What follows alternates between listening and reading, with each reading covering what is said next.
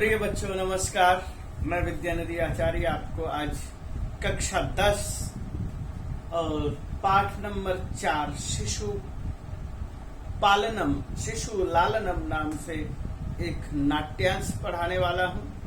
आप इसे ध्यान से देखिए। ये कुंदमाला नाम के नाटक से ली गई है, जिसे दिंगनाग ने लिखा है। यह संस्कृत साहित्य का एक जबरदस्त नाटक है, जिसमें बालक के मनोहर प्रेम को दर्शाने की कोशिश है। तो इस पाठ को पहले देखिए। पाठ किस तरह से है आपके सामने पाठ प्रस्तुत है।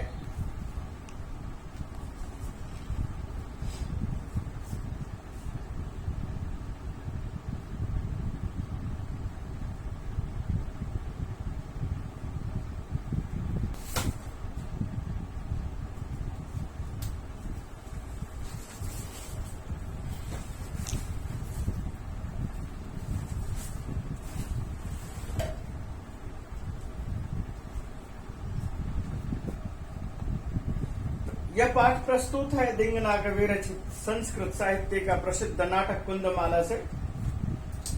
इस पाठ को इस नाटक में 6 अंक है, लेकिन ये 5वें अंक से संकलित है। इसमें राम अपने पुत्रों को लव कुश को सिंहासन पर बैठाना चाहते हैं, किंतु वह उसे बैठाने में असमर्थ से दिखाई देते हैं। सिंहासन रूढ़ राम अपने पुत्रों के रूप लावण्य को देख करके मंत्र मुग्ध हो जाते हैं। और इस पाठ में शिशु वात्सल्य का मनोहर वर्णन है। देखते हैं किस तरह का वर्णन है। तो पाठ शुरू करते हैं। इसमें नाटक शुरू होता है। नाटक जब भी शुरू होगा तो वो पर्दे के साथ होगा, और पर्दे पर नाटक जब प्रारंभ होता है तो उस प्रारंभिक अवस्था को दिखाने के लिए ब्रैकेट में बहुत कुछ लिखा हुआ होता है, यानी कि मंच पर क्या हो रहा है उस चीज को प्रस्तुत करते हैं। तो वहां पर क्या करते हैं सिंहासनस्थ राम, सिंहासन लगा हुआ है, श्री राम विराजमान है। तथा प्रविशता, और उसके बाद प्रवेश होते हैं। यहाँ प्रविशति का द्विवचन है प्रविशतः। कौन 2 प्रवेश होते हैं? विदूषकेन उपदिश्यमानौ तापसौ लवकुशौ, विदूषक के द्वारा उपदिश्यमान बातचीत किए जाते हुए बताए जाते हुए लव और कुश। यहाँ पर शब्द है प्रविशतः। प्रविशतः का मतलब क्या? प्रवेश करते हैं, 2 प्रवेश करते हैं। कौन 2 हैं? लव कुशौ। लव कुशौ प्रविशतः रामः पूर्वमेव उपविष्टः आसीत् सिंहासने, ततः विदूषकेन सह लव कुशौ प्रविशतः, विदूषक के साथ लव और कुश प्रवेश करते हैं। ये अवस्था है। और लव कुशौ और लव और कुश दोनों बातचीत करते हैं। यह राम और लव कुश के बातचीत को दिखाने की कोशिश है। लव कुश क्या बात करते हैं उस चीज को देखिए। इतः आर्यो, ये कहा गया इतः इधर, इतः आर्यो। आर्य शब्द का द्विवचन है आर्यो।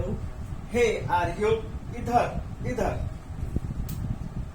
कुशलवो, और कुशलव क्या कहते हैं? रामम उपसृत्य प्रणम्य च, रामम राम के उपसृत्य, उपसृज ल्यप, उपसृत्य पास आकर के, राम के पास जाकर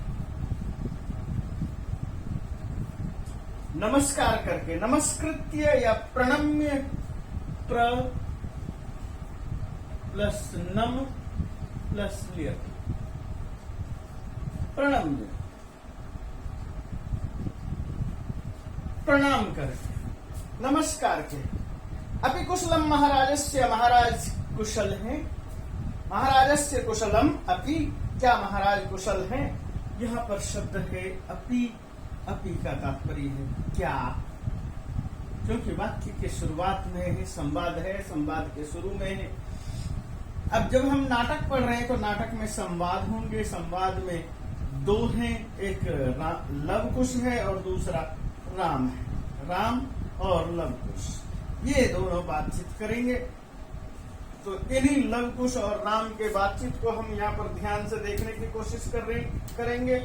महाराजस्य, महाराज का षष्ठी विभक्ति एक वचन है, और कुशलम कुशल, क्या महाराज कुशल हैं, ये बात कही गई है।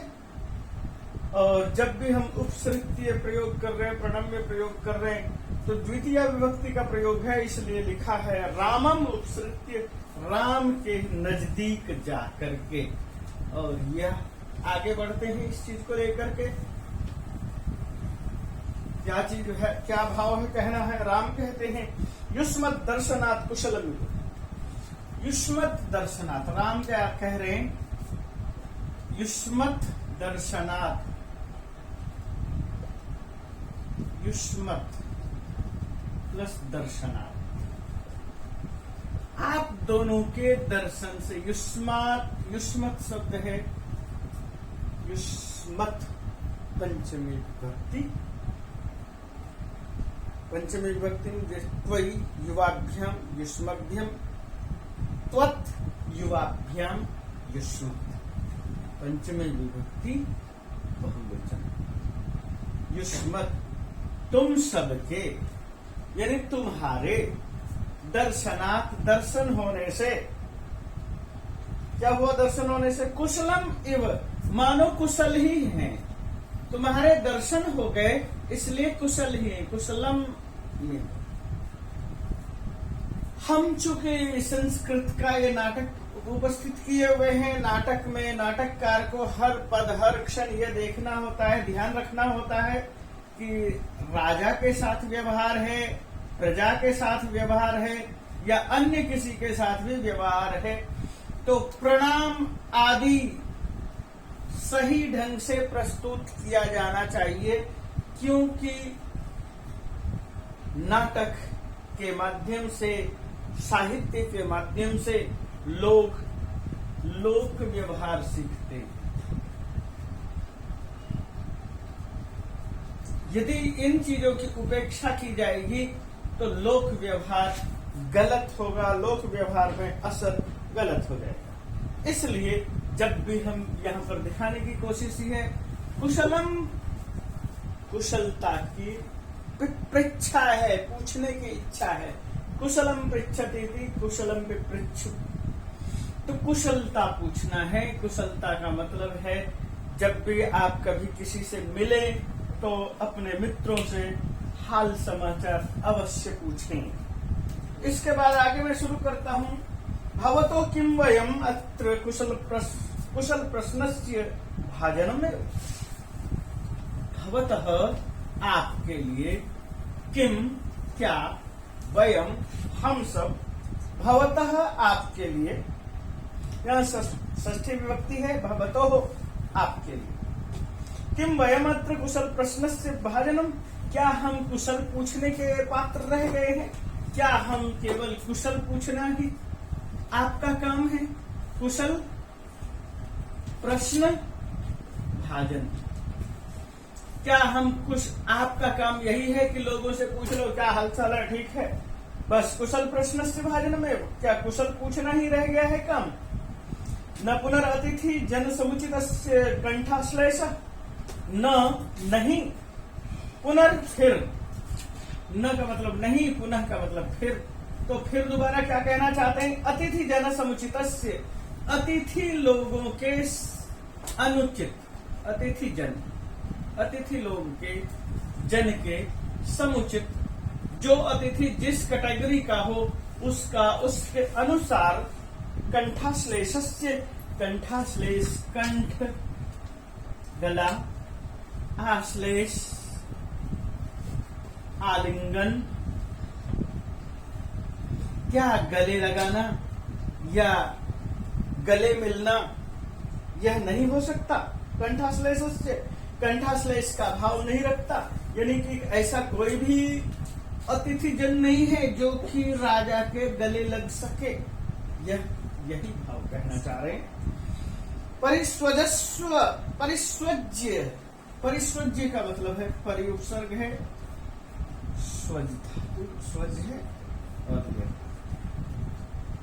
गले लगाने की इच्छा करते हुए, यानी कि मानो गले लगाना चाहते हैं। अहो हृदय ग्राही स्पर्श, उसको दोनों को लब और कुश को गले लगा रहे हैं और गले लगाते हैं परिस्वज्य का मतलब गले लगाना, परिस्वज्य गले लगाते हुए अहो आश्चर्य है हृदय ग्राही स्पर्श, ये जो आपका स्पर्श है आपको जब हमने छुआ तो हृदय ग्राही, हृदय को ग्राह हुआ यानी ग्रहण किया, यानी हृदय को ऐसा लगा कि जैसे यह कोई अपना ही है, यह हमारा अपना ही स्पर्श है, हम अपने ही जन को छू रहे हैं, अपने ही प्रिय को छू रहे हैं, अपने प्रिय का स्पर्श कुछ अनूठा होता है, यही कहने का तात्पर्य है।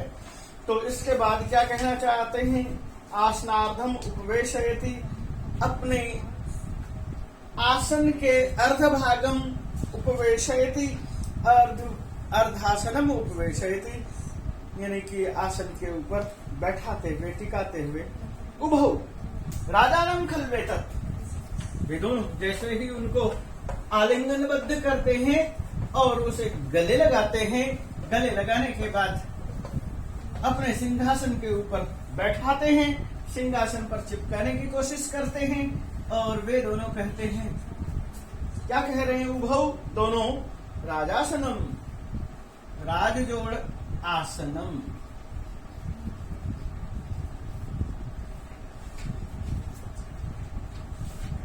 ये राजासन है, ये राजा का आसन है, ये सिंहासन है। खलु एतत्, खलु प्लस एतत्, खलवेतत्, ये अयादि संधि है। यहां पर दोनों मिला करके दीर्घ संधि है। तो ये क्या कहना चाहते हैं, अ और अ मिल गया, दीर्घ संधि हो गया, और खलवेतत् में ऊ के स्थान पर अब का आदेश हुआ, क्योंकि दूसरा शब्द स्वर से शुरू।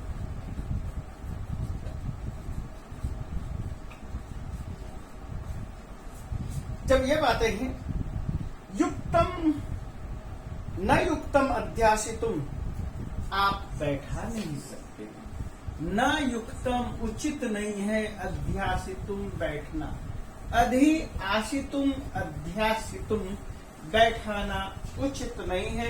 यहाँ अध्यासितुम, ये देखिए अधि प्लस आस प्लस तुम, ये चीज है अध्यासितुम। कहना है कि राज सिंहासन है, राज सिंहासन पर बैठाना हम लोगों का अतिथि के लिए उचित नहीं,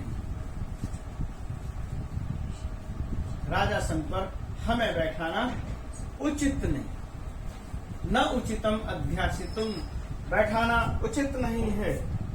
तो राम क्या कहते हैं, सभ्यधानम, सभ्यवधानम न चारित्र लोपया। सभ्यवधानम का मतलब, सभ्य का मतलब होता है बाएं, और अवधानम का मतलब है व्यवधान रहित, रुकावट सहित। स व्यवधानम, स अलग करिए, व्यवधान, व्यवधानेन सहितम सव्यवधानम, न चारित्रो चारित्र लोपया, इससे चारित्र का लोप नहीं होता, इससे चरित्र का पतन नहीं होता। तात्पर्य है कि यदि हम इस तरह से करते हैं तो इस तरह से हमारे चरित्र का पतन नहीं होता। रुकावट से हम यदि यह प्रेम प्रदर्शन करते हैं या रुकावट देते हैं तो इससे हमारे चरित्र का पतन नहीं होता। व्यवहितम अध्यास्तम सिंहासनम, व्यवहितम अध्यास्ताम सिंहासनम, जैसा मैंने कहा है इस सिंहासन पर अध्यास्ताम, अध्यास्ताम का मतलब यहाँ पर वही है, अध्यासितुम अध्यास्ताम,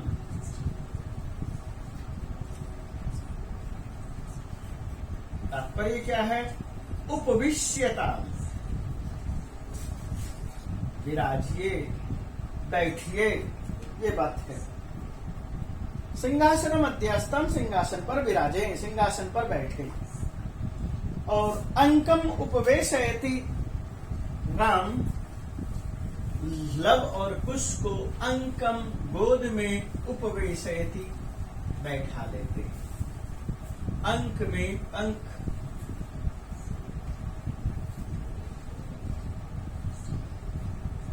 अंक गोद। दूसरा शब्द लिखेंगे क्रोड, गोद में बैठाना, अपने गोद में ले लेना।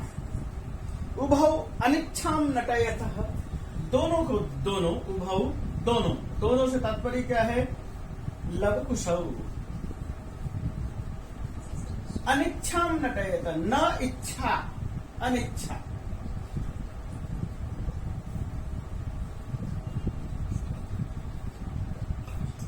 और द्वितीय विभक्ति है तो अनिच्छाम, अनिच्छा का, नटयति, नटयतः, नाटक करते हुए।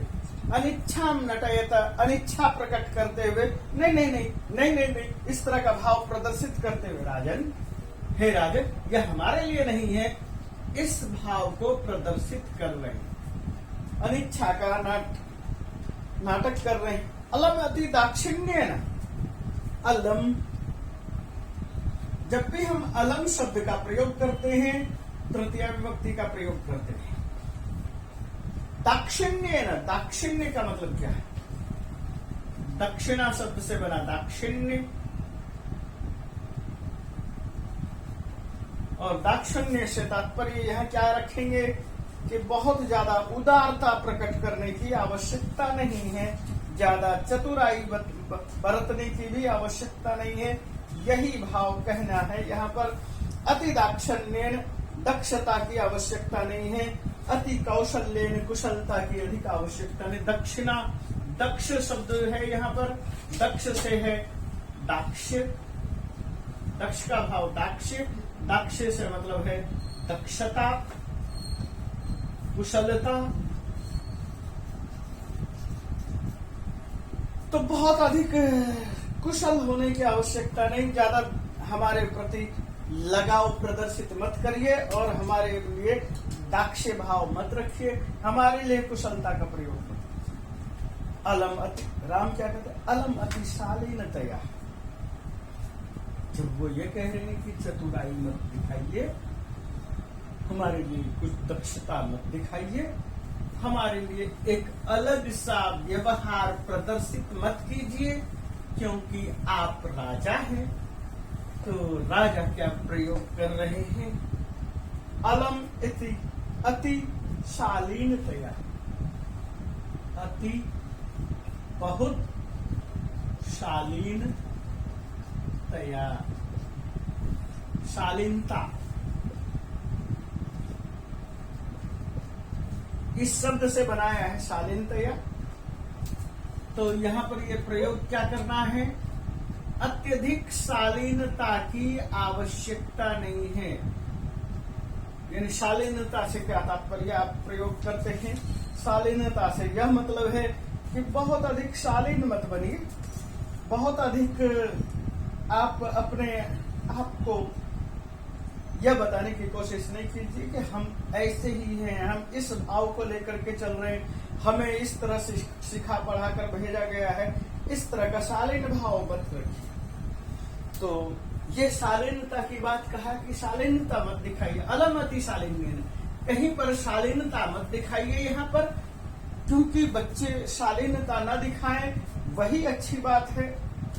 अगला श्लोक है, भवती शिशु जनो वयोनुरोधात् गुण महतामपि लालनीयम एव व्रजति हिमकरोपि बाल भावात् पशुपति मस्तक केतकच्छदत्वम्। ये श्लोक था और इस श्लोक के भाव को देखिए, मैं श्लोक का अर्थ आपको बताने की कोशिश करता हूं। तो इस श्लोक के पहले अन्वय को देखेंगे। गुण महताम अपि वयोनु, आपने श्लोक आपके सामने मैंने पढ़कर रख दिया। भवती तो उस श्लोक के भाव को मैं यहाँ पर स्पष्ट करता हूं। भवती शिशु जनो यथा,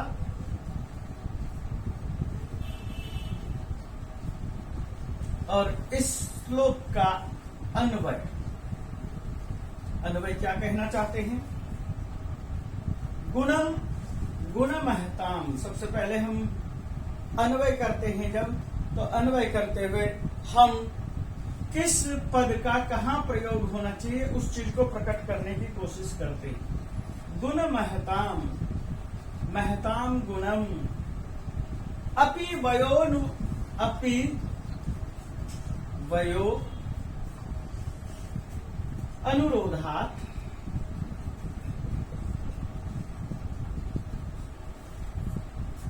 शिशु जन लालनीय एव भवति।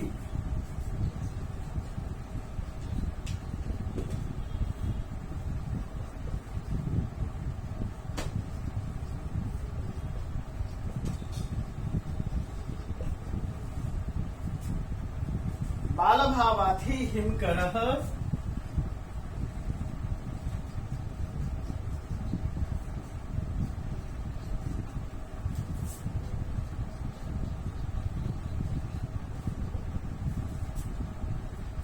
अपि पशुपति मस्तक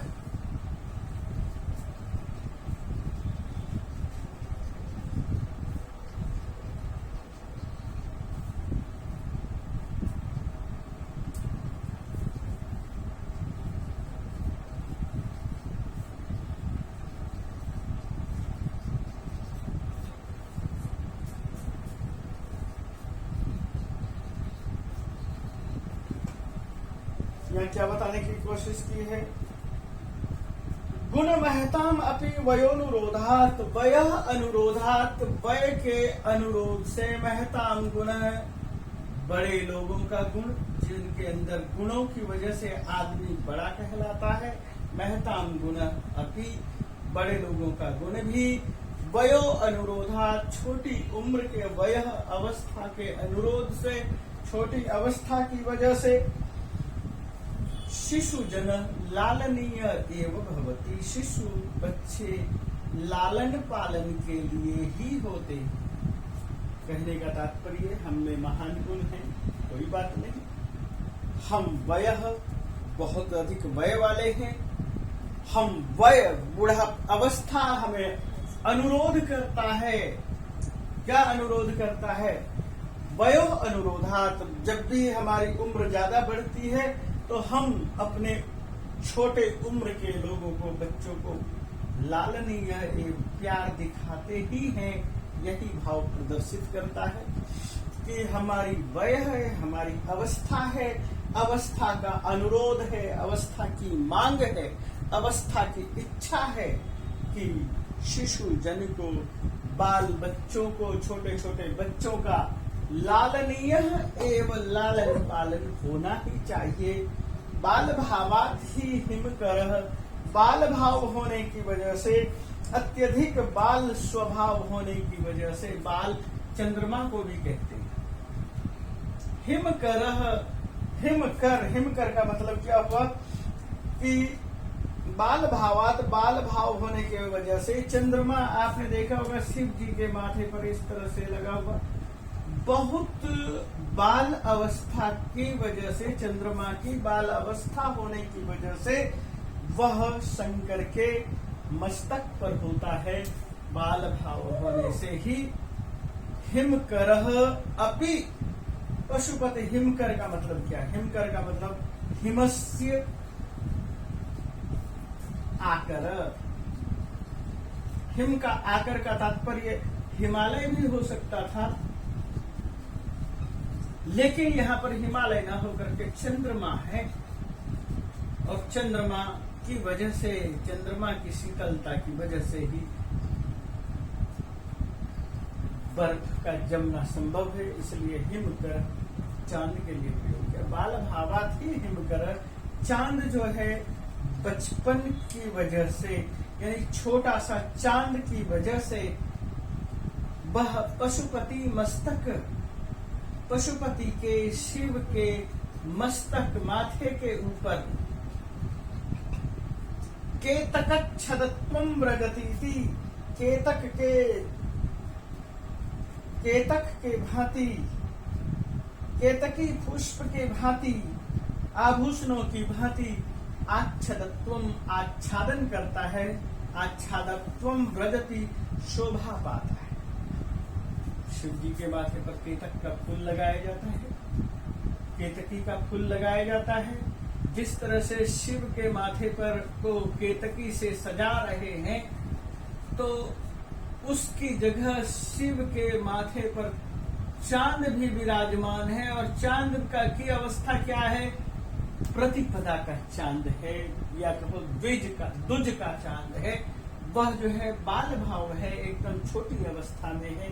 वह हिमकर का निर्माण करता है, वह भी पशुपति के मस्तक पर, शिव के माथे पर विराजमान होता है। व्रजतीति चला जाता है, जैसे कि जिस जगह पर केतक होना चाहिए था, केतकी होना चाहिए था, केतकी के फूलों की सज्जा होनी चाहिए थी, ठीक उस जगह पर वह विराजमान होता है। यही इस श्लोक का भाव है, श्लोक का प्रकटन है। तो भवती शिशुजनो वयोनुरोधात् गुणमहतामपि लालनीय एव व्रजति हिमकरो बाल भावात् पशुपति मस्तक केतकच्छदत्वम्। ये मुझे लगता है कि श्लोक आपको आ गया होगा समझ में, कि सबसे पहले यदि हम इसको अन्वय नहीं देखेंगे तो क्या दिखाई देगा? भवती होता है शिशुजनो, शिशुजन बच्चे, वयो अनुरोधात, वयः अवस्था के अनुरोध की वजह से, अवस्था की मांग की वजह से, गुण महतामपि महान गुण वालों का भी लालनीय एवं लालन होना चाहिए ही। तो इस तरह से एक एक शब्द का यदि हम अलग अलग अर्थ देखते हैं, लेकिन जब हम उसको एक वाक्य विन्यास की तरफ देखते हैं तो कुछ इस तरह से उसका अर्थ बनता है, और ऐसा देखना चाहिए, ऐसा करना चाहिए। व्रजति मतलब जाता है, हिमकर अपि, हिमकर भी, चांद भी, बाल भावात्, बाल स्वभाव की वजह से, पशुपति मस्तक, पशुपति के मस्तक पर, और केतकच्छदत्वम, केतक का आच्छादन करने वाला होता है। यानी कि जिस तरह से केतकी के द्वारा सज्जा की जाती है, ठीक उसी तरह से होता है। और यहाँ पर एक शब्द प्रयोग हुआ, पशुपति, पशुपति शब्द प्रयोग किया शिव के लिए। आपने शिव को देखा होगा, शिव अनेक तरह के गणों के साथ रहते हैं, और वह जब गणों के साथ रहते हैं उनकी सवारी पशु। कौन कौन पशु है आप जानते हैं? पशु वृषभ है, वृषभस्य स्वामी। वृषभ कौन है? नांदी। पशुपति इसलिए पशुओं के रक्षक हैं, और क्या है उनके हाथ साथ में पशु का पशुता वाले भाव क्या है? पशुओं वाला प्रयोग क्या है? नाग, वासुकी। एक वृषभ है, एक नाग है। तो जहां पर पशु साथ में विराजमान रहते हैं वह अवस्था है पशुपति की, और शिव जी को पशुपति कहते हैं। वह हर पशुओं का पति है, पशु पालकों का पति है, पशुओं का स्वामी है, पशुओं का सबसे बड़ा मालिक है। राम कहते हैं, ऐसा भवतो सौंदर्यावलोक जनितेन कौतूहलेन पृच्छामि। ऐसा भवतो, ऐसा यह, भवतो आपको। यह हम आपसे क्या पूछना चाहते हैं? सौंदर्य आलोक, सौंदर्यावलोक जनितेन, सौंदर्यस्य, सौंदर्य क्या चीज? सुंदरस्य भाव, सौंदर्य। यदि हम दूसरे शब्दों का में प्रयोग करेंगे तो क्या कहेंगे? सुंदरता। सौंदर्य भाव से सौंदर्य के अवलोक जनितेन, अवलोक से, सौंदर्य का अवलोक, सौंदर्य का दर्शन, सौंदर्य की पिपासा, सौंदर्य की इच्छा। तो वो क्या चीज है सौंदर्य का अवलोक?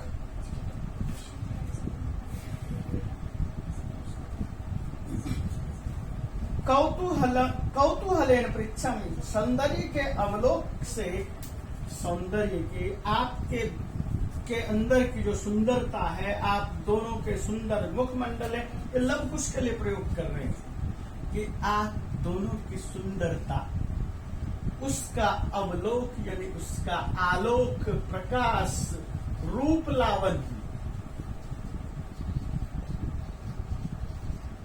वह मंत्रमुग्ध करने वाला है। ये भाव है उसका। सौंदर्यस्य अवलोक जनितेन, मंत्रमुग्धता का भाव जनित होने से, जनित का मतलब पैदा होने से, जनितेन पैदा होने से क्या होता है उससे? कौतूहलेन पृच्छामि, मेरे अंदर जो है आपकी सुंदरता को देख करके आपके प्रति आकर्षण का भाव हो गया है, उसकी वजह से मैं आपको अपने पास रखना चाहता हूँ। इसी वजह से सुंदरता का अवलोकन उत्पन्न होने की वजह से कौतूहलेन पृच्छामि, मैं कौतूहलता से पूछता हूँ। कुतूहल शब्द था, कुतूहल का भाव, कुतूहलस्य भावः कौतूहल, और कौतूहल का तृतीय विभक्ति एक वचन कौतूहलेन, कुतूहलता से, भाव विह्वलता से पृच्छामि पूछता हूं। क्षत्रिय कुल पितामहयोः सूर्य चंद्रयोः को वा भवतो वंशस्य कर्ता। वो ये पूछ रहे हैं कि मैं आपकी पैदाइश जानना चाहता हूँ, आपका वंश क्या है। तो ये पूछना चाह रहे हैं कि आप इतने खूबसूरत हैं, क्षत्रिय कुल पितामह, क्षत्रिय कुलों के जो पितामह हैं, क्षत्रिय कुल, तो क्षत्रिय कुल है, और क्षत्रिय कुल के कौन कौन है प्रारंभिक अवतार करता? तो एक है इक्ष्वाकु,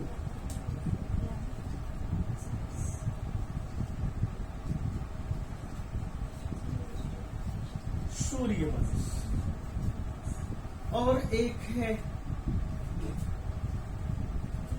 इक्ष्वाकु की बहन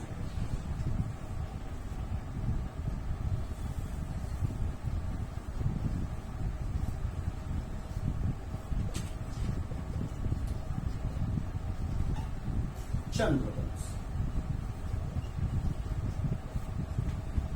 इक्ष्वाकु या उसकी बहन दोनों के दोनों मनु की संतान हैं। ये मनु के ही वंश हैं, सूर्यवंश और चंद्रवंश। तो ये पूछ रहे कि क्षत्रियों में दो वंश हैं, सूर्यवंश और चंद्रवंश।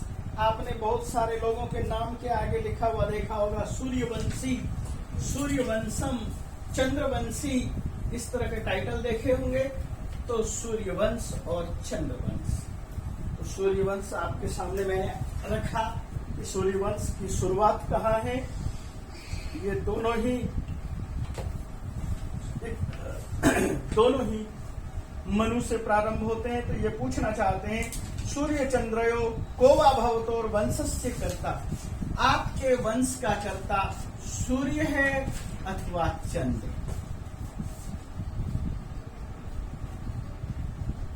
कौन आप दोनों का कर्ता है? कर्ता का मतलब निर्माता। आप दोनों किस खानदान से हैं, किस कुल से? क्षत्रिय के जो दो वंश हैं, इन दोनों वंशों में किस वंश से आते हैं, यह भाव। लव कहता है अगवन सहस्त्र दिधिति, सहस्र हजार, दिधिति किरणें जिसके हैं, हजार किरणों वाले यानी सूर्य के लिए सहस्रों किरणों की बातें करते हैं। भगवान सहस्र दिधिति सूर्य।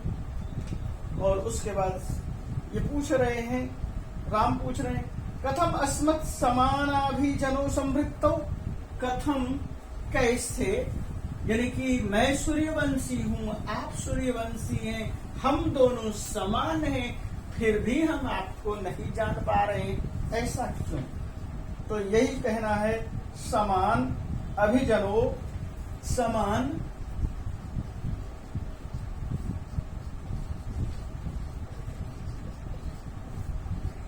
हम दोनों समान उत्पत्ति वाले हैं, एक ही जगह से उत्पन्न हुए हैं, संवृत्तौ एक जगह से आए हैं, और फिर भी अनभिज्ञ क्यों हैं? हम दोनों आपस में एक दूसरे को क्यों नहीं जान रहे हैं? क्योंकि हम दोनों ही सूर्यवंशी हैं। राम सूर्यवंशी है, लव कुश उनके पुत्र हैं, लव कुश वन में पैदा हुए हैं, लव कुश महर्षि वाल्मीकि के आश्रम में रहते हैं, लव कुश के पैदा होने से पहले ही सीता का परित्याग श्री राम ने करवा दिया था, कर दिया था। इसलिए उन दोनों के बचपन के विषय में, पैदाइश के विषय में राम को कोई जानकारी नहीं है। इसी भाव को प्रदर्शित करना है। विदूषक कहता किम द्वयो अपि एकमेव प्रतिवचनम। अब विदूषक जो होता है, आप एक शब्द यहां पर समझिए, विदूषक।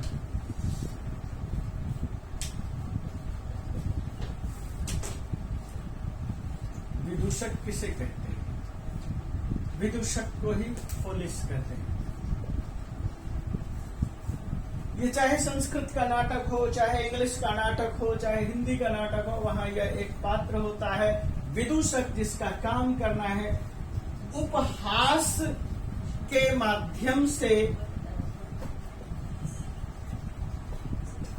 राजा का मनोरंजन करना। राजा के मनोरंजन के लिए, राजा के अंदर खुशी देने के लिए एक विदूषक की आवश्यकता होती है।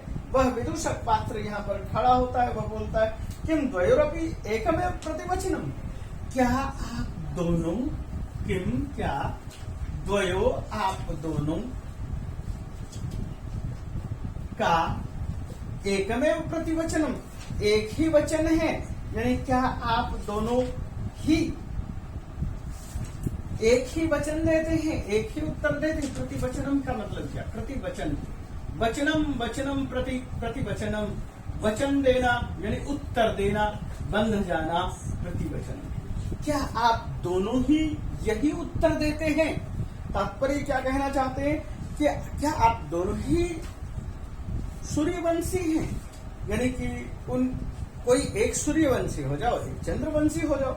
यही बताने की कोशिश है, यही कहने की कोशिश है, जिसके माध्यम से एक हास्य पैदा किया जा सके, क्योंकि विदूषक का काम है हास्य पैदा करना।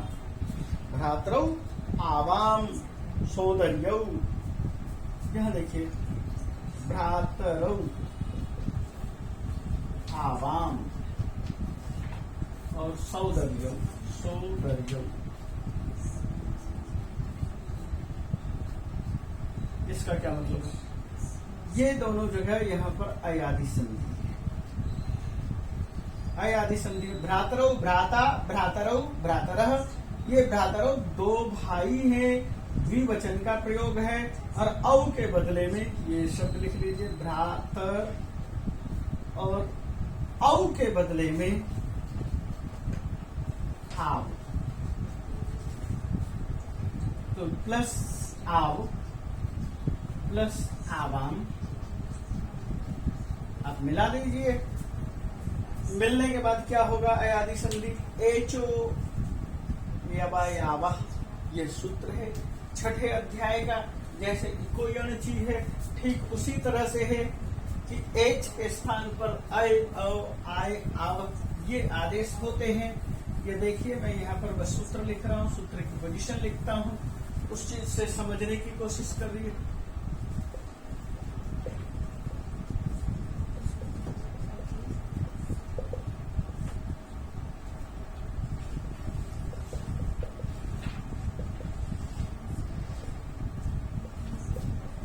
एच के स्थान पर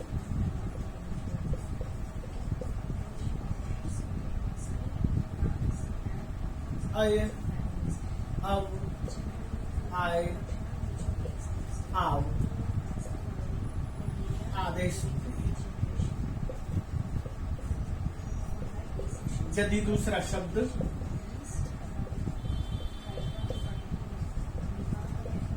स्वर से शुरू,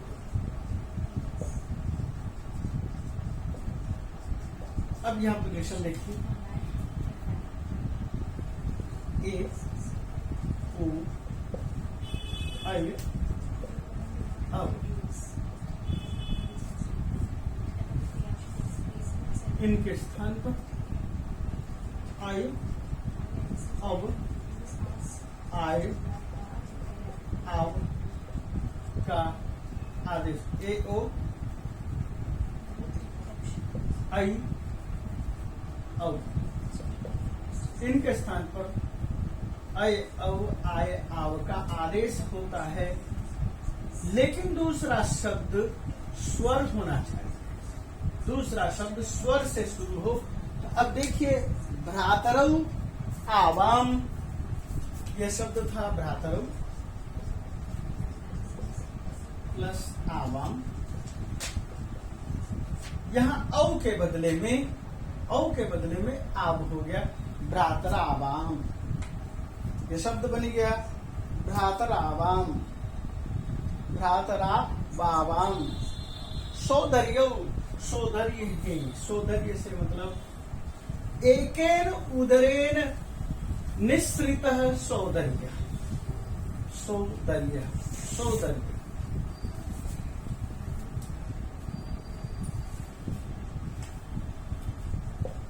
एकेन एव उदरेन जनितः प्रकटितः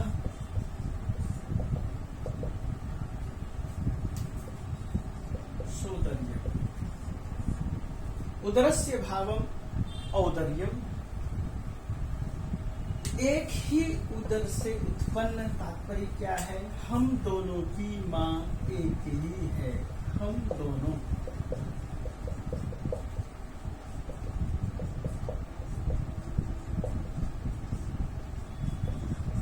एक ही माँ के जाए हम दोनों हैं, यही भाव है। और उसके बाद क्या होता है? राम कहता है समरूप शरीर सन्निवेश, समान रूप है, दोनों की खूबसूरती एक जैसी है। समरूप, समान रूप, समरूप, समरूप है,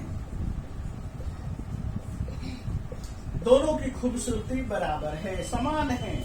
और शरीर सन्निवेश, ऐसा लगता है कि दोनों के दोनों एक ही शरीर में सन्निवेश कर गए हैं, यानी कि अंक, रचना, विन्यास, शरीर की बनावट, शरीर, शरीरस्य सन्निवेश,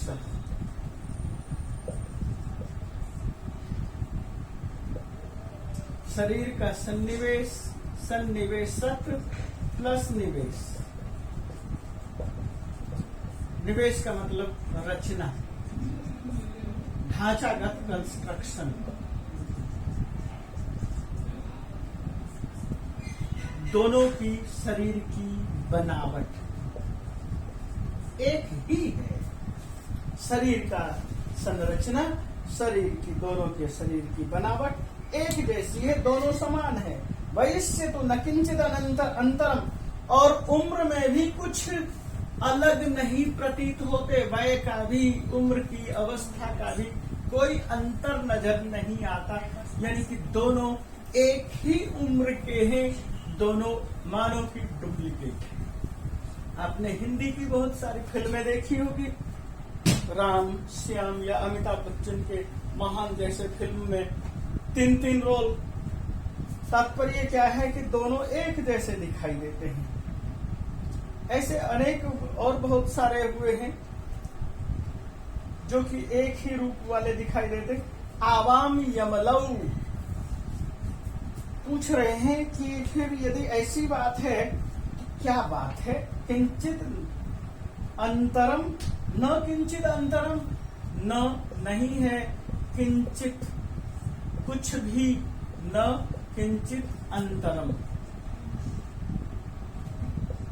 अंतर कुछ भी नहीं। अंतर कुछ नहीं होने का मतलब क्या है, दोनों एक जैसे। तो एक जैसे क्यों हो, तो वो बता रहे हैं दोनों यमलौ, हम दोनों जुड़वा हैं। आपने जुड़वा फिल्म देखी होगी सलमान खान की, याद करिए। तो हम दोनों जुड़वा हैं।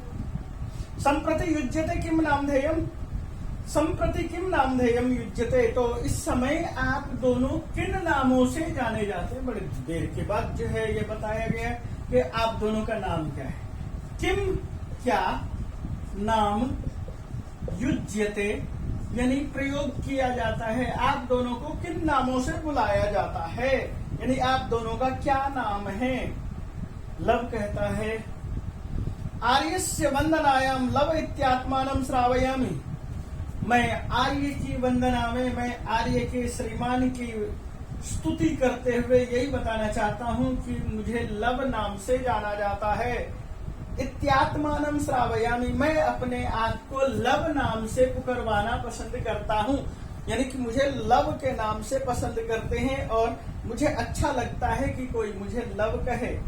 और आर्यो गुरु चरण वंदनायाम, और उसके बाद दोनों आर्योपि गुरु चरण वंदनायाम, और ये जो हमारे आर्य हैं ये गुरु चरण की वंदना करते हुए ये क्या बताना चाहते हैं, अहम अपि कुश इत्यात्मानं श्रावयामि, मैं भी कुश नाम से अपने आप को बुलवाना पसंद करता हूँ। श्रावयामि सुनना चाहता हूँ, मैं चाहता हूँ कि लोग मुझे कुश नाम से पुकारे। अहो उदात्त, उदात्त तरम, यह समुदाचार, यह जो समुदाचार है, यह जो आचार है, यह उदात्तर है, यह जो शिष्टाचार है, यह उदात्त है। समुदाचार, समुदाचार का मतलब शिष्टाचार।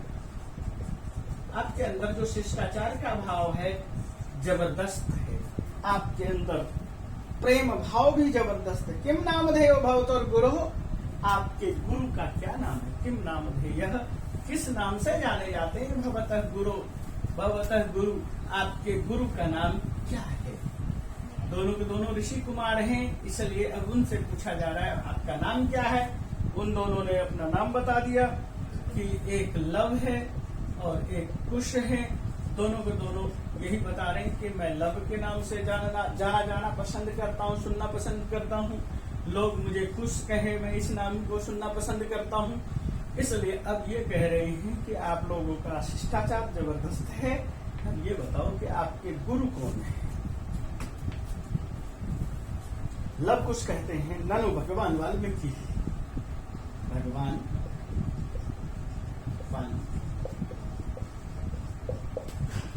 वो बता रहे हैं कि हमारे गुरु का नाम क्या है, वाल्मीकि है। किन संबंध है ना, किस संबंध से आपके गुरु वाल्मीकि हैं, यानी कि वाल्मीकि के पास आप कैसे पहुंचे, यानी वाल्मीकि के साथ आपका संबंध क्या है। उपनयनोपदेशेन, लव ने कहा गुरु के साथ शिष्य का संबंध उपनयन से होता है। उपनयनेन उपदेशेन, उपनयनोपदेशेन, दोनों को मिला देंगे। उपनयनोपदेशेन, उपनयन के द्वारा और उपदेश के द्वारा उन्होंने हमें उपदिष्ट किया है, हमें उपनयन दिया है।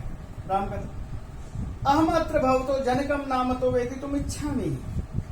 अहम, मैं, अत्र भवतो, यहाँ पर आपके, अत्र भवतः, तत्र भवतः यह प्रयोग करते हैं शब्द विन्यास के, शब्द की चतुराई दिखाने के लिए। तत्र भवताम किम नाम, अत्र भवताम किम नाम, या अत्र और तत्र भवताम से पहले जोड़ करके केवल शब्दों में सुंदरता बताने की कोशिश कर रहे हैं कि हम बहुत खूबसूरत शब्दों का प्रयोग कर रहे हैं। तो राम क्या बता रहे हैं, जनकम नाम वेदितुम इच्छामि, जनक का नाम वेदितुम इच्छामि। वेद का मतलब होता है जानना, और वेद प्लस तुमुन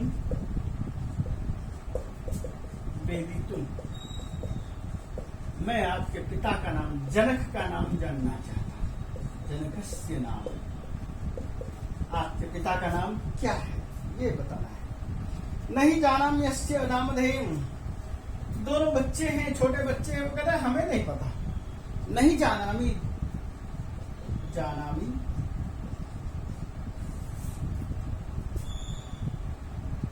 नहीं जानते। अस्य यहां पर संधि हो गई है, यण संधि। ई के बदले में य, यहां पर भी वही है। इको यण ची को मैं यहां दिखा देता हूं। इको यण अच्छी,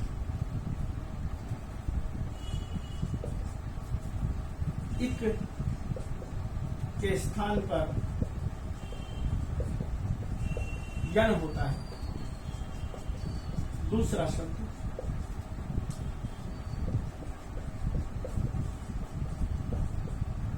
स्वर से शुरू हो।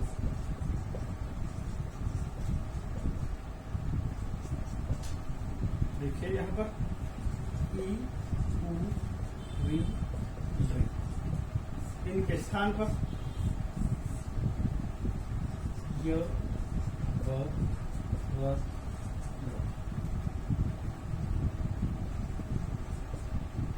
यदि दूसरी तरफ शब्द स्वर,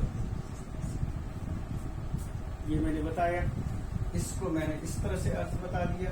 यहां पर ये हो गया जाना, और म ये आधा इधर है, ई के बदले में यह हो गया, और अस्य का अ आ गया। जानाम्यस्य, नहीं जानाम्यस्य नामधेयम्, हम उसका नाम नहीं जानते। न किंचित अस्मिन् तपोवने तस्य नाम व्यवहरति, और तस्य नाम, उसका नाम, यानी उसका किसका, मेरे पिता का नाम, तपोवने, तपोवन में नहीं, कोई भी नहीं, किंचित अभी कुछ भी, व्यवहरती व्यवहार करते हैं, यानी कि हमारे तपोवन में हमारे पिता के नाम के विषय में कोई जिक्र नहीं, किसी तरह की कोई जानकारी नहीं, कोई भी हमारे पिता का नाम नहीं लेता। राम, अहो महात्म्यम, ये तो महात्म्य है। महात्म्य क्या मतलब क्या है? ये तो महानता है, महत्ता है, तो ये तो बड़े लोगों की महानता है। जानाम्यहम् तस्य नामधेयम्, कुछ कहता है लेकिन मैं तो उसका नाम जानता हूं। जानामि अहम, ये संधि देखिए, यण संधि से वैसे ही है। जानाम, और ई के बदले में य, और अहम,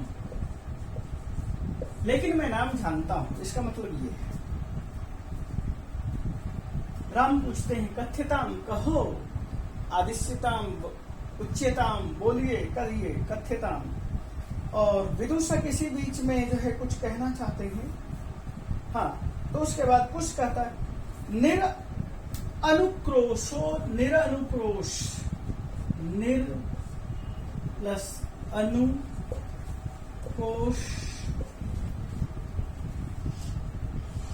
निरनुक्रोश नाम, उसका नाम निरनुक्रोश है। निर मतलब अनुक्रोश का मतलब क्या है? दया, और निर का मतलब रहित, दया रहित। इसको हम दूसरे शब्दों में क्या कहेंगे? निर्दयी, निर्दय या निर्दयी। तो उसका नाम निर्दय है। राम का वयस्य अपूर्वम खलु नाम है। ऐसा नाम, ऐसा अद्भुत नाम तो हमने पहले कभी सुना ही नहीं कि किसी का नाम निर्दयी हो, निष्ठुर हो, क्रूर हो, ऐसा तो कोई नाम रखता ही नहीं। तो आगे क्या करें? तो इस चीज के लिए देखिए विदूषक क्या चुटकी लेना चाह रहा है, विचिंत्य, विचार करके। एवं तावत पृच्छामि, मैं ऐसा पूछना चाहता हूं, निरनुक्रोश इति कः एवं भनति। ये जो निरंकुश है, निरनुक्रोश है, ये निर्दय शब्द का प्रयोग या निरनुक्रोश निरनुक्रोश शब्द का प्रयोग पूरे आश्रम में कह एवं वदति ऐसा कौन बोलता है? कह वदति, भनति शब्द का प्रयोग है यहाँ पर। वदति भन का मतलब भी होता है बोलना। कौन बोलता है यह बताओ। कुछ बताते अम्बा, माँ। निर्दयी है, पूछा होगा बार बार, बच्चा पूछता है कि मेरे बाप का नाम बताओ और उसने बता दिया। निर्दयी। जैसे कि आपने केनोपनिषद, कठोपनिषद आपने सुना है नाम। कठोपनिषद में पिता सब कुछ जब दान कर देता है तो पुत्र पूछता है, नचिकेता पूछता है मुझे किसको दोगे? वो चुप हो जाता है, दोबारा पूछता है अरे मैं पूछ रहा हूं मुझे किसको दान कर रहे हो? बूढ़ी बूढ़ी गाय दे दी, सब कुछ दे दिया, जिन गाय का कोई उपयोग नहीं था उनको भी दान कर दिया। ये बताओ मुझे किस लिए रोक रखा है? मुझे किसको दोगे? फिर विश्रवा चुप हो जाते हैं। उसके बाद फिर तीसरी बार जब वो पूछता है तो उसको गुस्सा आ जाता है और वो कहता है मृत्यवे त्वाम ददामि, मृत्यवे त्वा ददामि, मैं तुम्हें मृत्यु को देता हूं, यानी मौत को देता हूं। मौत का मतलब है मृत्यु का देवता यम। मैं तुम्हें यम को देता हूं, यानी मृत्यु को देता हूं। तो सेम उसी भाव से, चूंकि एक गर्भवती महिला को जंगल में छोड़ देना, तो उसके अंदर, सीता के अंदर बहुत आक्रोश था और उसी आक्रोश को दबाते दबाते ही उसके मुंह से कभी कभी ये निकल जाता। निर्दयी। तुम्हारे बाप का नाम क्या? निर्दयी। तो आगे देखते हैं। किम कुपिता एवं भनति उत प्रकृति स्था। अच्छा ये बताओ कि जब गुस्से में रहती है तब वह बोलती है या स्वाभाविक रूप से बोलती है? जब वह प्रकृतिस्थ का मतलब क्या है? प्रकृतिस्थ, स्वाभाविक रूप से। जब वो स्वाभाविक रूप से बोलती है या गुस्से में बोलती है, ये बात करते हैं। दो प्रश्न जगह छोड़ा है। नंबर 1 स्वाभाविक, नंबर 2 गुस्से में। गुस्से में बोलती है, कुपित होकर बोलती है, स्वाभाविक होकर बोलती है। कुछ बताता है।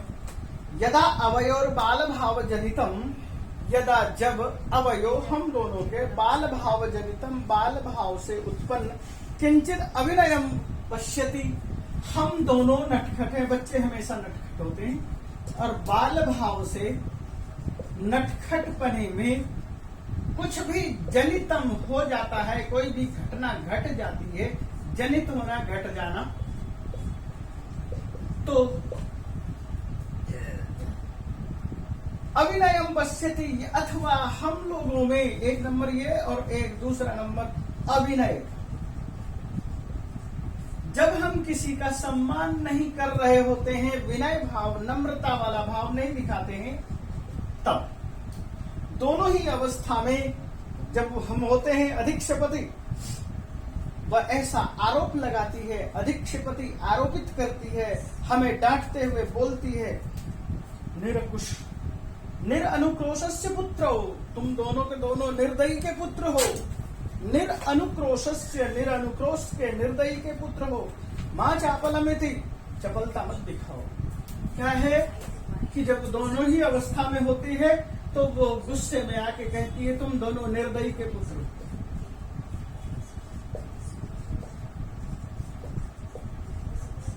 चपलता मत दिखाओ। विदूषक कहता है एतयोर यदि पुत्र निरनुक्रोश, यदि इन दोनों के पिता निरनुक्रोश हैं, कुछ समाधान निकालने की कोशिश कर रहे हैं। देखते हैं निरनुक्रोश का कहां तक अर्थ साबित कर पा रहे हैं विदूषक। तो कहते हैं कि यदि इन दोनों के पिता निरनुक्रोश हैं, एतयोर जननी तेन अवमानिता निर्वासिता। तो इसका मतलब क्या है? एतयोः इन दोनों की, इन दोनों का क्या मतलब क्या है? लव कुश। जननी यानी मां क्या है? निर्वासित होगी, निर्वासिता या अवमानिता। अवमानित का मतलब अपमानित होना। दो अवस्था हो सकती है, या तो उसे निर्वासित कर दिया गया है या वह अपमानित कर दिया गया है। एतेन वचनेन दारको निर्भत्सयन्तौ वदति या निर्भत्सयति। यही वजह है कि उसकी मां या तो निर्वासित है या अपमानित है। इस वजह से अपने दारको, दारक का मतलब होता है पुत्र, दारकौ पुत्रों को बोलती है, क्या बोलती है? निर्भर्त्सयति,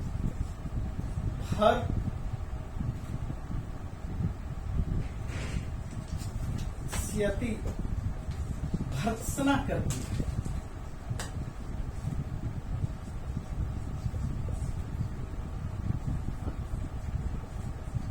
डांटना, डांटते हुए कहती है, यह वह डांटती है कि तुम दोनों के दोनों निर्दयी की औलाद। राम, अब राम स्वगतम। स्वगतम शब्द का अर्थ समझिए, नाटक में ये एक शब्द समझने के लिए है और एक होता है प्रकाशम। इन दोनों का अर्थ समझिए। स्वगतम का मतलब मन ही मन, प्रकाशम का मतलब मुख से बोलना। मन में कुछ सोचना और उस चीज को उद्भाषित करने के लिए जो शब्द मन में उद्भाषित हो रहा है, बोला जा रहा है, उसको टीवी स्क्रीन पर बहुत सारे आपने सीरियल्स देखे होंगे। मुंह में कुछ और होता है, मुंह से कुछ और बोला जाता है, लेकिन उसके मन में कुछ और चल रहा होता है। तो स्क्रीन वाला आपको दिखाता है, उसके वचन भी वो खामोश रहती है और उसको एक सेंटेंस बोला जाता है, तो वो स्वगतम है। प्रकाशम का मतलब मुंह से कुछ जो बोला जा रहा है वह है। धिंग मामे में एवं भूतम, धिंग धिक जब भी प्रयोग करते हैं, धिक का ही यहाँ पर धिंग शब्द है, धिक्कार के लिए धिक्कार है। यहां द्वितीय विभक्ति का प्रयोग होगा, धिंग माम, मुझे धिक्कार है। धिक शब्द जब भी प्रयोग होगा द्वितीय विभक्ति होगा।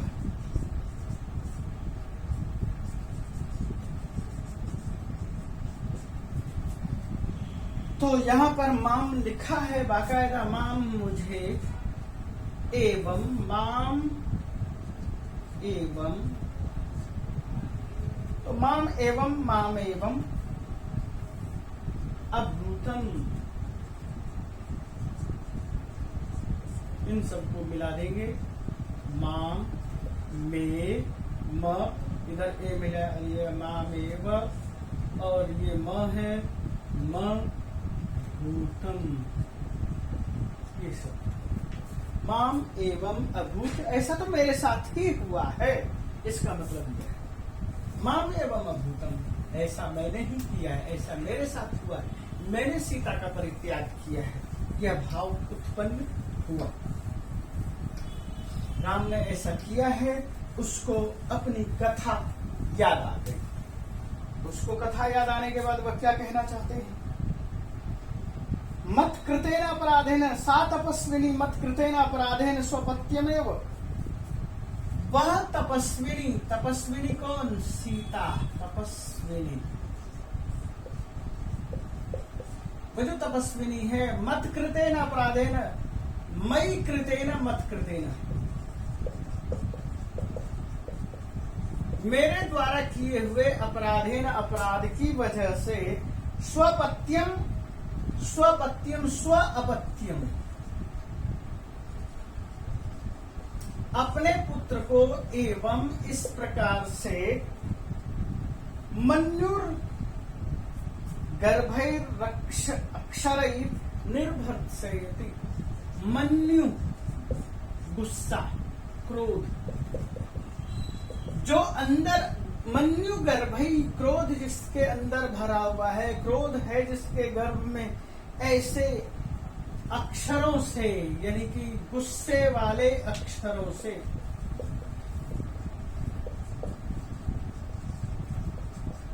मन्यु गर्भई, मन्यु है जिसके गर्भ में, क्रोध है जिसके गर्भ में, जब वह बोलती है तो उसके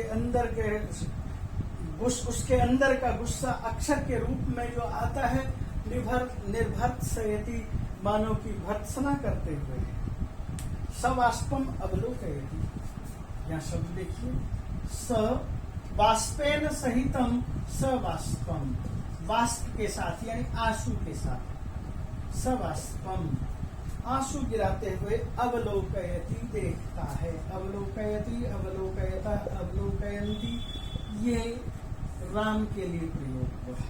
राम अवलोकित करता है। राम अति दीर्घ प्रश्वासोऽयं दारुणश्च, अति दीर्घ बहुत लंबा, अति दीर्घ, ये तो ऐसा मेरे साथ ही हुआ है, इस तरह से लंबी सांस लेते हुए, प्रवासोऽयं दारुणश्च, हमारा जो प्रवास है, हमारा रहन सहन है, हमारा हम जो यहाँ रह रहे हैं, यह दारुण है, बड़ा कष्टकर है।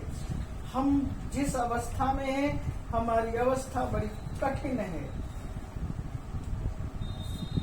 दारुणश्च, दारुण का मतलब कठिन है। विदूषकम अवलोक्य, और विदूषक को देख करके, अब उपसर्ग है,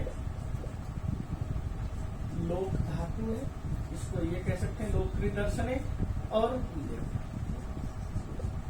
लोक भी लिख सकते हैं, लोकरी भी लिख सकते हैं। अब लोक के देख करके विदूषक को देखा, जनांतिकम, और लोगों की तरफ इशारा किया, कुतूहलेन आविष्टो, कुतूहल से बैठे हुए लोगों को, मातरम अनयोर, मातरम अनयोर नाम तो वेदितुम इच्छामि, अनयोः, इन दोनों के, मातरम माता के, नाम को, वेदितुम इच्छामि जानना चाहता हूं। वेदितुम इच्छामि पहले भी प्रयोग था, यहां दोबारा है। न युक्तम च स्त्रीगतम अनुयोक्तुम, स्त्रियों के लिए ऐसा कहना उचित नहीं है, विशेष तपोवने, विशेष करके तपोवन में रहने वालों के लिए। तो क्या बताना चाह रहे हैं? स्त्रीगतम अनुयोक्तुम, स्त्री के लिए ऐसा कहना ठीक नहीं है, विशेषतः तपोवने, विशेषकर तपोवन में निवास करने वाले, तत्को अत्र अपि उपाय, तो यहाँ पर क्या उपाय हो सकता है उसके नाम को जानने के लिए?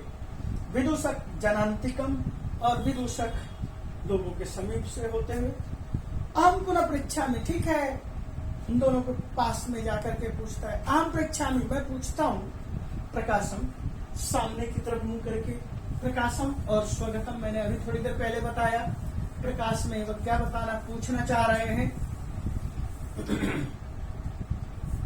किम नामधेय युवयोर जननी, यह बताओ, युवयोः, तुम दोनों के जननी मां का नाम क्या है? किम नामधेयम, किस नाम से तुम्हारी माता को जाना जाता है, यानी तुम्हारी माता का नाम क्या है? तस्या द्वे नामनी, लव बता रहे उसके तो दो नाम है, नाम नामनी नामानी, क्या नामनी इसलिए प्रयोग। विदूषक कथम, ऐसा कैसे? लव कहते तपोवनवासिनो देवी थी नामना आह्वयंती, जो तपोवनवासी हैं, तपस्वी लोग हैं, वनवासी हैं, वन में निवास करने वाले लोग हैं, वे उसे देवी के नाम से बुलाते हैं। और नामना तृतीय व्यक्ति का एक वचन है, आह्वयंती बुलाते हैं, या तपस्वी का बहुवचन तपस्विनः, वनवासी का बहुवचन वनवासिनः, आह्वयंती बुलाते हैं। भगवान वाल्मीकि वधु रीति, और भगवान वाल्मीकि किस नाम से बुलाते हैं? वधु। हे बहू, दो नाम हो गए। जो वनवासी तपस्वी लोग हैं वो देवी के नाम से जानते हैं, जो वाल्मीकि हैं, भगवान वाल्मीकि हैं, वो वधु के नाम से बुलाते हैं। अच्छा, फिर वो कहता है ठीक है। अपि च इतस्तावद वयस्य, तो इधर आओ, मुहूर्त मात्रम, थोड़ी देर के लिए, मुहूर्त मात्र के लिए विदूषक उपसर्ग के पास में आकर आज्ञा पे तो भगवान आप बताएं। राम कहता अपि कुमारयोर अनयोर अस्माकं च सर्वथा समरूप कुटुंब वृत्तांत। अपि क्या, कुमारयोर अनयो हो, इन दोनों कुमारों का, अस्माकं च और हमारा, लव कुश और मैं,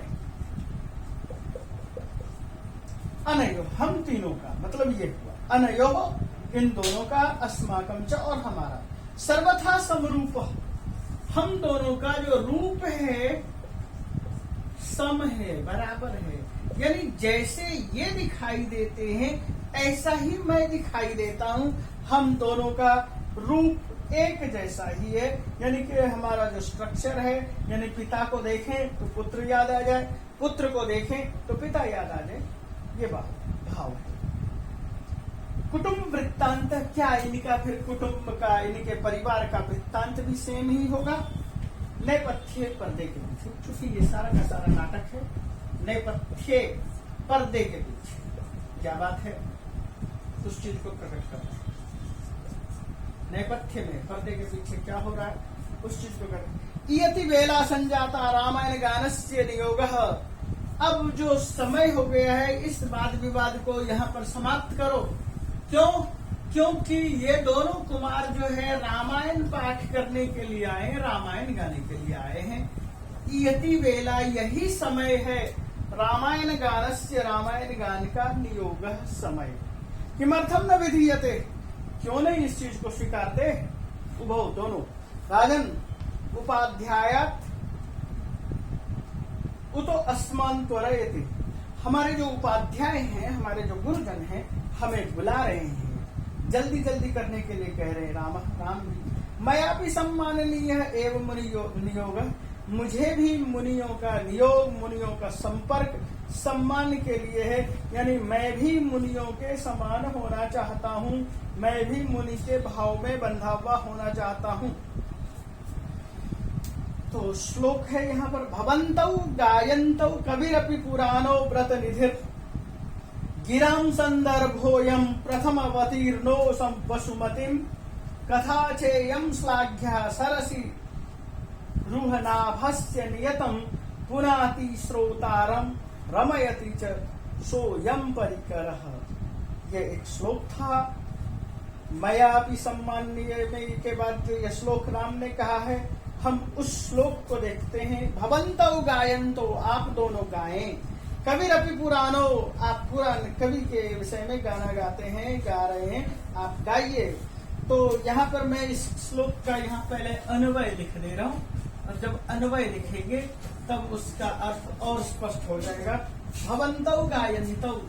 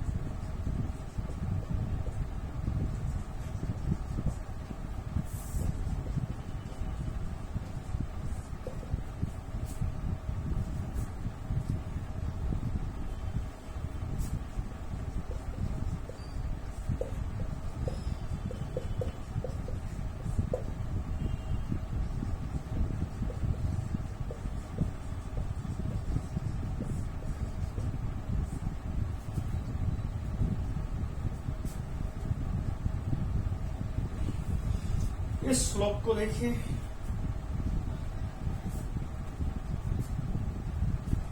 भवंतो, आप दोनों, गायंतो, गाए, क्या गाएं? पुराण व्रत निधि, जो पुराण पुरुष है। पुराण पुरुष का मतलब क्या है? विष्णु। यहाँ विष्णु के अवतरण की कथा कही गई है, इसलिए पुराण पुरुष है। वह पुराण पुरुष है, व्रत जो व्रत निधि हैं, व्रत कहने वाले हैं, व्रत बनाए हुए पुराण पुरुषों पर आधारित है। कवि अपि वसुमती प्रथमम अवतीर्ण, और ये जो कवि हैं महर्षि वाल्मीकि हैं, ये वसुमती इस धरती पर प्रथमम अवतीर्ण, पहले अवतरित हुए हैं, जिसके गिराम वाणी में अयम संदर्भ, यह संदर्भ है। क्या चीज? सरसी रूह नाभस्य, सरसी तालाब,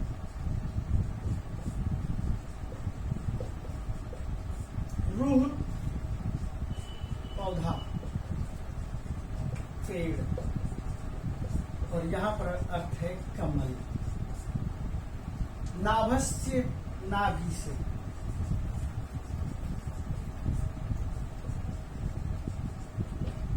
सरसी तालाब रूपी पौधे रूपी नाभ, यानी कि सरसी नाभ का मतलब है विष्णु के नाभि से जो उत्पन्न है। इयम श्लाघ्या कथा, यह प्रशंसनीय कथा है।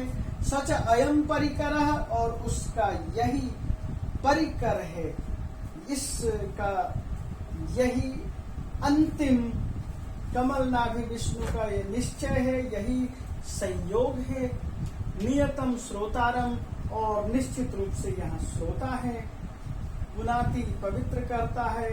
आनंदति, आनंदित करता है, भाव विभोर करता है। तात्पर्य यही है कि कमल नाभ रूपी विष्णु से निष्पन्न ये संपूर्ण धरा है, और उसमें भी यह कवि है, विद्वान है, जो वसुमती पृथ्वी पर प्रथमा अवतीर्ण है, और उसके द्वारा लिखित यह कथा है, तो हम उसको जरूर सुनना चाहेंगे। तो यहाँ तात्पर्य एक चीज और जान लीजिए, कमल नाभ से ब्रह्म निश्रित बताया जाता है,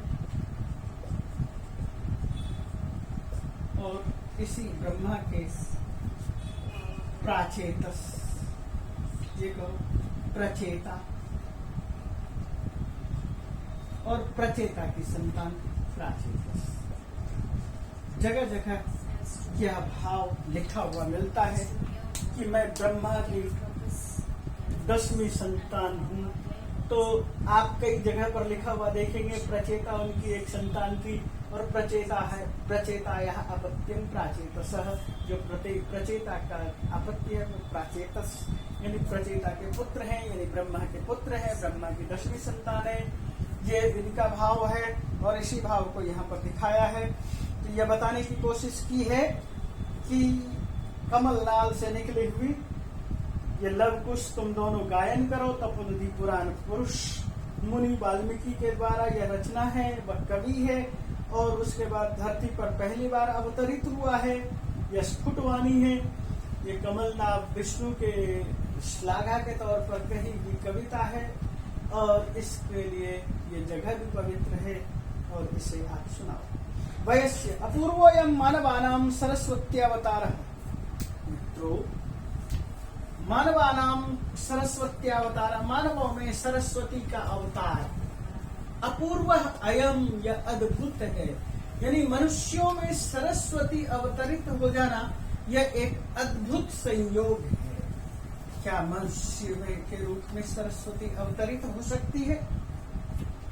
आपने कई बार सुना होगा कालिदास के लिए, कालिदास गिराम सारः कालिदास सरस्वती, कालिदास को सरस्वती का आदेश था कि तुम ही सरस्वती हो। कालिदास ने को सरस्वती ने अपना पुत्र स्वीकारा। अब इसलिए पढ़ने वाले पढ़ाने वाले सभी लोगों को कहा जाता है सरस्वती पुत्रः। तदहम सुहृद जन साधारणम, तो हम सारे सारे सुहृद जन, हम सारे के सारे मित्र बंधु बांधव साधारण है। श्रोतुम इच्छा में, सुनना चाहते हैं। क्या सुनना चाहते हैं? सन्निधीयताम सभासदा, सभासद सभी बैठ जाएं। प्रेष्यताम अस्मद अंतिकम सौमित्री, और हमारे नजदीक सौमित्री को, लक्ष्मण को भेज दें। अम अपि एतयो, मैं भी इन दोनों को चिरासन परिखेदम विहरणम कृत्वा अपनयामि। चिरासन बहुत लंबे समय से जिसको हमने त्याग दिया है उसको अपनयामि समीप लाना चाहता हूं। जो अपनयामि दूरी करोमि, जो हमारे अंदर विहरण है, जो हमारे अंदर वियोग पैदा हुआ है, उसे मैं दूर करना चाहता हूं। इस तरह से यह भाव के साथ लक्ष्मण के लिए कहा गया कि लक्ष्मण को बुलाकर लाओ और हम दोनों ही सुनेंगे इस कथा को। और इससे क्या होगा कि हमारे अंदर जो वियोग है, वियोग की उत्पीड़ा है, वह जो पीड़न है उसको हम दूर करना चाहते हैं इस कथा के माध्यम से। तो बच्चों, मैं यहीं पर इस कथा को समाप्त करता हूं, इस पाठ को समाप्त करता हूं। काफी लंबा समय हो गया है। धन्यवाद।